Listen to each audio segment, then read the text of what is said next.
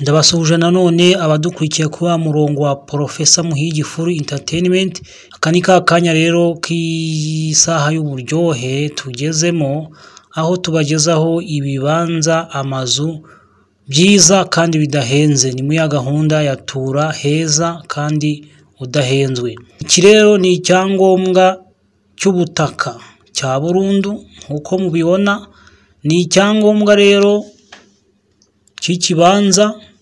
Ni ibibanza bibiri byegeranye bifite ubuso,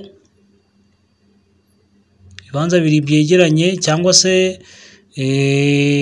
bifatanye, ariko ni ibibanza bibiri, buri kimwe gifite icyangombwa ukwacyo n'ikindi icyangombwa ukwacyo.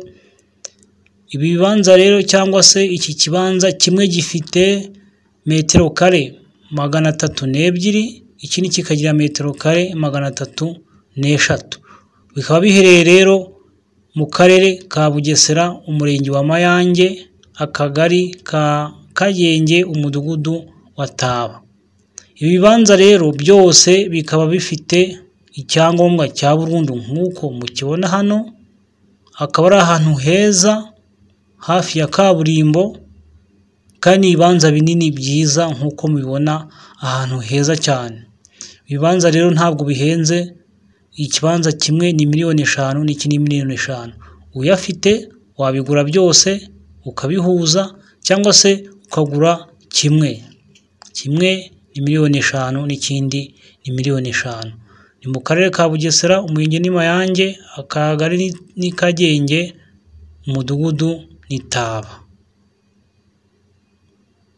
Wakwigurira rero rwose.